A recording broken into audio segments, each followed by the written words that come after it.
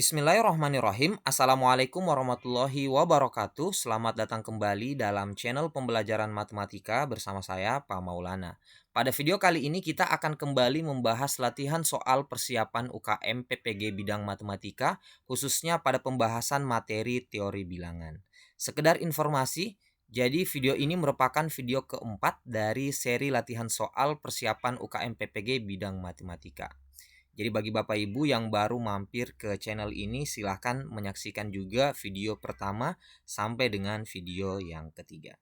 Dan untuk lebih jelasnya langsung saja kita masuk ke pembahasan soal nomor 1. Nah, untuk soal nomor 1 ini kita diberikan soal 2 digit terakhir dari 7 pangkat 2023 adalah. Nah, untuk menyelesaikan soal ini kita bisa menggunakan cara modulo, yaitu kita menggunakan pendekatan modulo 100, atau kita juga bisa menggunakan pola dari hasil perpangkatan 7. Nah, untuk pembahasan pada video kali ini saya menggunakan pola dari hasil perpangkatan 7 tersebut. Nah, bagaimana caranya? Jadi pertama kita buat pola untuk 7 pangkat 1 terlebih dahulu. 2 digit terakhir dari 7 pangkat 1 itu adalah 07. Sebenarnya untuk 7 pangkat 1 hasilnya 7 ya. Tapi kita buat 07 karena yang diminta adalah 2 digit terakhir. Nah, kemudian jika kita kembangkan untuk 7 pangkat 2 itu berarti 7 kali 7 sehingga hasilnya adalah 49. Kemudian untuk 7 pangkat 3 cukup kita kalikan 49 kali 7 hasilnya adalah 343. Nah, karena yang diminta adalah 2 digit terakhir, jadi kita tuliskan 43. Nah, kemudian kita kalikan lagi untuk 7 pangkat 4. Jadi tidak perlu kita kalikan 343 kali 7 ya, tapi cukup kita kalikan saja 43 kali 7. Nah, 43 kali 7 itu 301. Jadi cukup kita tuliskan 2 digit terakhir dari 7 pangkat 4 adalah 01. Nah, kemudian kita lanjutkan lagi untuk 7 pangkat 5 itu 01 kali 7 hasilnya adalah 07. Kemudian untuk 7 pangkat 6, 07 dikali 7 kembali lagi ke 49. Dan ini seterusnya, dan bisa kita perhatikan bahwa pola dari 2 digit terakhir dari perpangkatan 7 itu berulang sebanyak 4 kali. Dari 7 pangkat 1 yaitu 07, 49, 43, 01 dan berulang lagi untuk pola kelima dan seterusnya. Nah, berarti untuk mencari 2 digit terakhir dari 7 pangkat 2023 cukup kita membagi 2023 bagi 4. Nah, kemudian kita tentukan sisanya. Ternyata 2023 dibagi 4 itu ternyata hasilnya 505 dan bersisa 3. Berarti dari sini bisa kita simpulkan bahwa 2 digit terakhir dari 7 pangkat 2023 itu sama dengan 2 digit terakhir dari 7 pangkat 3. Karena ketika dibagi tadi 2023 dibagi 4 ya. Kenapa dibagi 4? Karena polanya berulang sebanyak 4 kali. Nah, sisanya 3 berarti 2 digit terakhir 7 pangkat 2023 sama dengan 2 digit terakhir 7 pangkat 3 yaitu 43. Berarti jawaban untuk soal ini adalah D. Nah, kita lanjut ke soal yang kedua. Sisa hasil bagi 11 pangkat 12 oleh 13 adalah. Nah, untuk pembahasan soal nomor 2 ini saya menggunakan dua cara. Silahkan dipilih yang mana yang paling Bapak Ibu senangi atau paling Bapak Ibu kuasai. Tentu dari kedua cara ini punya kelebihan dan kekurangannya masing-masing. Saya mulai dari yang paling cepat menyelesaikan soal ini, yaitu dengan menggunakan teorema Fermat. Nah, ada salah satu teorema Fermat yang bunyinya seperti ini. Sederhananya untuk teorema Fermat yang ini, jadi kata kuncinya adalah pertama pembaginya harus bilangan prima ya. Bisa dilihat di sini pembaginya adalah 13 dan 13 itu adalah bilangan prima. Kemudian kita perhatikan pangkatnya. Jadi pangkatnya itu adalah satu tingkat lebih sedikit ya. Jadi di sini pangkatnya adalah 12 dan itu satu lebih sedikit dari pembaginya. Nah, pembaginya kan 13. Jadi pangkatnya adalah 12. Jadi ini sudah sesuai dengan teoremanya. Kemudian untuk bilangan dasar perpangkatannya 11. Nah, ini bukan kelipatan dari 13. Jadi aman ya. Kalau misalkan di sini adalah 26 misalkan, maka ini tidak berlaku. Kenapa? Karena tidak boleh kelipatan dari 13. Sesuai dengan syarat dari teorema ini. Nah, karena di sini sudah memenuhi teorema Fermat, yaitu 11 dipangkatkan dengan 13 kurang 1, sesuai ya, P kurang 1 modulo P. Nah, berarti bisa disimpulkan bahwa 11 pangkat 12 dibagi dengan 13, sisanya adalah 1. Jadi sekali lagi ciri-cirinya adalah pembaginya harus bilangan prima. Kemudian perpangkatannya adalah satu tingkat di bawah pembaginya. Jadi kalau di sini 13 maka pangkatnya harus 12. Dan bilangan yang dipangkatkan yaitu 11 bukan merupakan kelipatan atau tidak relatif prima dari bilangan prima ini. Sama juga kalau kita ingin memangkatkan seperti ini ya. Misal 5 pangkat 22 dibagi 23. Nah, 5 pangkat 22 dibagi 23 itu juga sisanya 1. Karena 23 bilangan prima, pangkatnya 22, satu tingkat di bawahnya ya. Kemudian 5-nya itu bukan merupakan kelipatan 23. Jadi sisanya juga 1. Oke, tapi kekurangan dari teorema Fermat ini hanya berlaku apabila pembaginya bilangan prima. Tentu sangat banyak kekurangan ya, karena kan pembagi kan tidak selalu bilangan prima. Makanya saya jelaskan juga cara kedua yang lebih umum digunakan. Jadi untuk cara yang kedua, untuk 11 pangkat 12 dibagi oleh 13. Jadi caranya adalah kita cari 11 pangkat berapa yang dekat dengan 13. Nah, tapi karena 11 itu kalau dipangkatkan itu hasilnya besar sekali, makanya kita sederhanakan dulu 11-nya tersebut. Di sini 11-nya saya sederhanakan menjadi min 2. Kenapa menjadi min 2? Karena 11 itu kurang 2 ya dari 13. Kalau misalkan di sini bukan 11 ya, misalkan di sini adalah 14.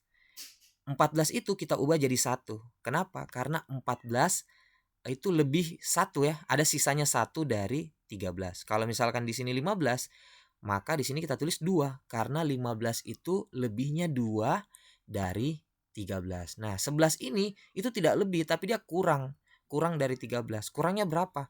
Kurangnya adalah 2. Makanya 11 ini kita ubah jadi min 2. Nah, berarti berubah menjadi min 2 pangkat 12 dalam modulo 13. Nah, kemudian perpangkatan negatif jika dipangkatkan dengan bilangan genap itu akan kembali ke positif juga. Karena negatif pangkat genap itu tetap jadi positif. Nah, kemudian kita cari kembali karena ini sudah bilangannya lebih kecil ya. Jadi sini sudah menjadi 2. Kita cari 2 pangkat berapa yang dekat dengan 13 atau kelipatan 13. 2 pangkat berapa. Nah, ini bisa kita cakar-cakar di luar. Nah, nanti kalian temukan bahwa ternyata 2 pangkat 6 itu yang paling dekat. Kenapa? Karena 2 pangkat 6 itu adalah 64. Dan 64 itu dekat dengan kelipatan 13 yaitu 65 ya. Nah, dari 64 ke 65 itu masih kurang 1. Jadi 2 pangkat 6 ini bisa kita ubah jadi min 1 dalam modulo 13. Sehingga untuk 2 pangkat 12 itu bisa kita uraikan menjadi 2 pangkat 6 kali 2 pangkat 6 ya, karena 2 pangkat 12 ya. 2 pangkat 6 kali 2 pangkat 6 dalam modulo 13. Masing-masing tadi kita sudah cari bahwa 2 pangkat 6 itu hasilnya negatif 1 karena 64 ke 65 itu negatif 1. Nah, berarti ini kita ubah jadi negatif 1, ini juga kita ubah jadi negatif 1 dalam modulo 13. Nah, ini kita kalikan, min 1 dikali min 1 hasilnya adalah positif 1. Jadi, 11 pangkat 12 dibagi 13, sisanya adalah 1. Kita lanjut ke soal selanjutnya. Sisa dari pembagian 3 pangkat 2011 dikurang 1 dibagi 61 adalah. Nah, untuk soal yang ketiga ini sebenarnya bilangan prima 61. Tapi jika kita arahkan ke 3 pangkat 60, nanti ini penjabarannya bisa lebih panjang. Jadi sekali lagi, baik cara teorema Fermat maupun cara penjabaran biasa itu ada kelebihan dan kekurangan. Tinggal sering latihan soal sehingga bisa langsung spontan untuk menentukan yang mana yang lebih efektif. Dan untuk soal ini, itu lebih efektif kalau menurut saya kita gunakan cara yang kedua tadi, yaitu dengan penjabaran biasa. Kita cari 3 pangkat berapa yang dekat dengan kelipatan 61. Tapi bisa juga kalau teman-teman, Bapak Ibu ingin menggunakan cara Fermat, silahkan ya. Jadi akan sama hasilnya. Nah, sekarang kita cari 3 pangkat berapa yang dekat dengan 61 atau kelipatan 61. Jika kita cakar-cakar ya di luar kertas, kita akan peroleh bahwa 3 pangkat 5 itu paling dekat dengan 61 atau kelipatannya. Jadi 3 pangkat 5 itu adalah 243 dan kelipatan 61 itu paling dekat dengan 243 yaitu 244. Nah, 243 ke 244 itu sama seperti sebelumnya, itu jaraknya negatif 1 ya, karena kurangnya 1 supaya sampai ke 244. Jadi 3 pangkat 5 ini bisa kita ubah ke negatif 1 dalam modulo 61. Nah, sekarang kita jabarkan 3 pangkat 2011. Jadi 3 pangkat 2011 ini bisa kita ubah menjadi 3 pangkat 5 pangkat 402. Jadi 5 kali 402 itu adalah 2010. Nah, dari 2010 ini masih ada sisanya 1 ya, makanya kita keluarkan 3 pangkat 1-nya. Nah, kemudian 3 pangkat 5 ini tadi kita sudah cari yang bentuk setaranya yaitu negatif 1, makanya 3 pangkat 5 kita ubah menjadi min 1 ya. Nah, min 1 dipangkatkan dengan 402. Jadi min 1 itu kan negatif ya, dipangkatkan genap hasilnya pasti positif. Nah, 1 pangkat berapapun itu hasilnya pasti 1 ya. Berarti ini kita ubah jadi 1. Terus 3 pangkat 1 tadi itu 3. Lalu kita kalikan 1 kali 3 itu 3 dikurang 1. Nah, dikurang 1 ini karena memang tadi di soal ada ya dikurang 1. 3 dikurang 1 itu sama dengan 2. Sehingga 3 pangkat 2011 dikurang 1 untuk modulo 61 itu sisanya adalah 2. Kita lanjut ke soal nomor 4. Jika 15 kali 16 kali 17 kali seterusnya kali 30 kali 31 sampai dengan 32 dihitung, maka hasilnya akan berakhir dengan angka 0 sebanyak. Nah, pertama yang perlu kita ketahui bahwa yang menyebabkan angka 0 di bilangan suatu di akhir suatu bilangan itu disebabkan oleh perkalian antara bilangan yang memiliki faktor 5 dengan bilangan yang memiliki faktor 2. Nah, bilangan yang mana yang memiliki faktor 5? Yaitu bilangan kelipatan 5 seperti 5, 10, 15, 20, 25 dan seterusnya. Adapun bilangan faktor 2 ya bilangan genap, yaitu bilangan kelipatan 2. Nah, berarti bilangan yang memiliki faktor 5 jika kita ketemukan dengan bilangan yang memiliki faktor 2 itu akan menciptakan 0 di akhir suatu bilangan. Misal ya, 15 dikali 4. Nah, 15 kan bilangan yang memiliki faktor 5 ya. Dan 4 itu bilangan yang memiliki faktor 2. Jadi 15 kali 4 itu hasilnya 60. Nah, 60 kan akan menyebabkan 0 ya di belakang. Nah, makanya itu yang menyebabkan ada 0 di akhir bilangan. Berarti cukup kita pasangkan saja ada berapa faktor 5 yang ada di sini lalu kita pasangkan dengan ada berapa bilangan yang memiliki faktor 2. Kalau bilangan yang memiliki faktor 2 sih banyak ya. Ada 16, 18, 20. Ada banyak lah pokoknya. Yang sedikit itu yang memiliki faktor 5. Nah, sementara kita harus pasangkan. Jadi cukup kita cari ada berapa bilangan yang memiliki faktor 5 dari 15 sampai dengan 32. Nah, bilangan yang memiliki faktor 5 atau kelipatan 5 dari 15 sampai 32 yaitu ada 4. Yaitu 15, 20, 25, dan 30. Nah, di sini masing-masing faktor 5-nya berarti ada berapa? Jadi faktor 5-nya bukan ada 4, tapi ada 5. Nah, kenapa bisa berbeda? Karena di sini masing-masing 15 itu memuat satu faktor 5 ya, karena ini kan 3 kali 5 ya. Jadi 5-nya ada satu di faktor, ada satu bilangan faktor 5 di 15 ini. Kemudian di 20 juga satu. Nah, di 25 itu ada 2 faktor 5-nya. Kenapa? Karena 25 itu 5 kali 5. Jadi di situ ada 2 faktor 5.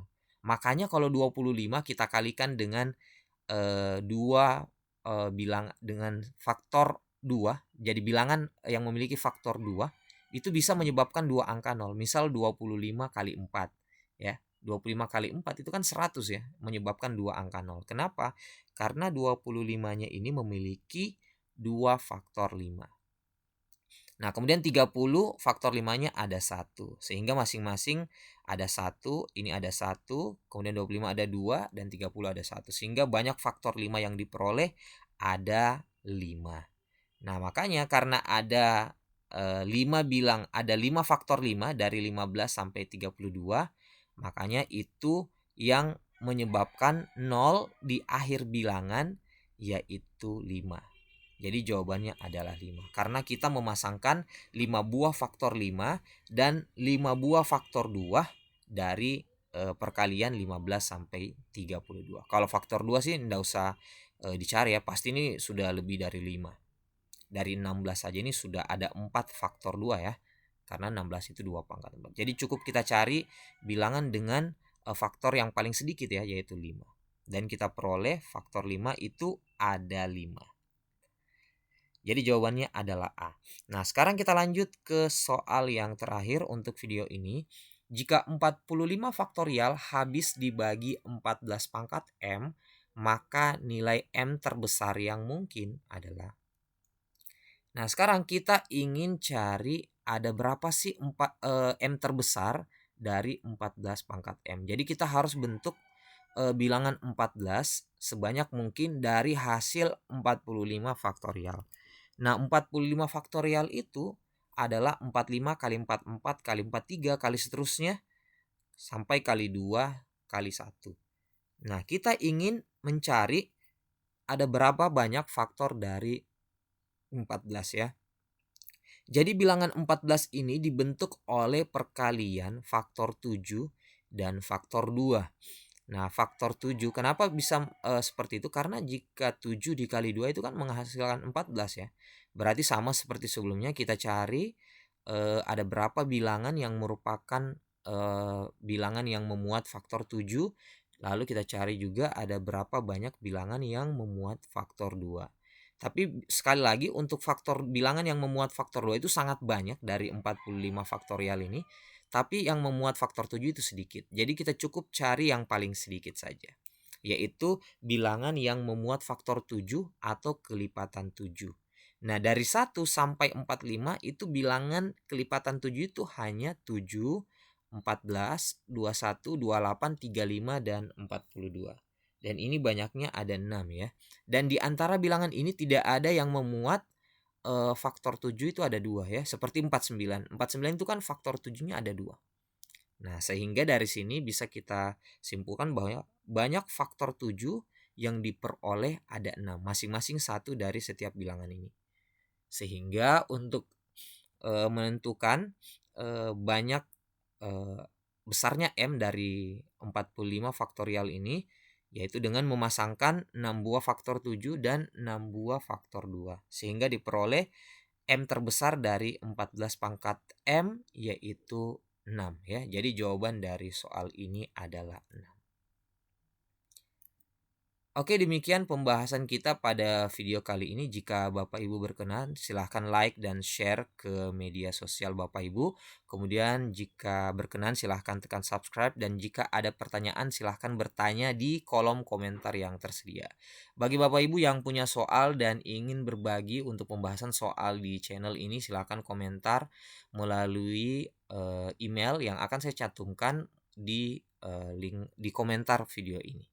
Sekian untuk video kali ini. Assalamualaikum warahmatullahi wabarakatuh.